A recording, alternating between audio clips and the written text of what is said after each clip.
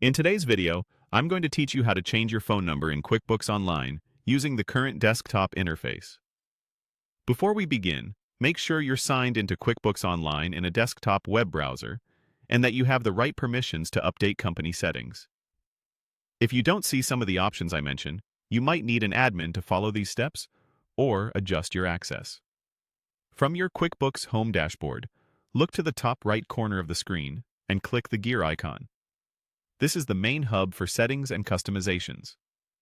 In the menu that opens, locate the section labeled Your Company and select Account and Settings.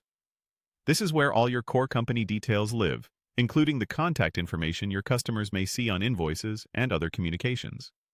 Once you're in Account and Settings, make sure you're on the Company tab. If another tab is highlighted, just click Company to bring up the right page. Now scroll down until you reach the Customer Contact Info section. This section controls the contact details that represent your business, so it's important to keep it accurate and up to date. Next to Phone, click Edit. This will open a small panel where you can make changes. Carefully enter your new phone number exactly as you want it to appear to customers. It's a good idea to include the full area code, and if your business operates internationally, consider using the country code for clarity. Avoid adding extensions or extra symbols unless your customers need them, as that can sometimes cause formatting issues in forms or invoice templates. After you've typed in the number, take a moment to double-check it for typos.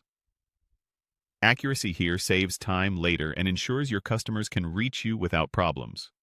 When it looks good, click Save to update the phone number.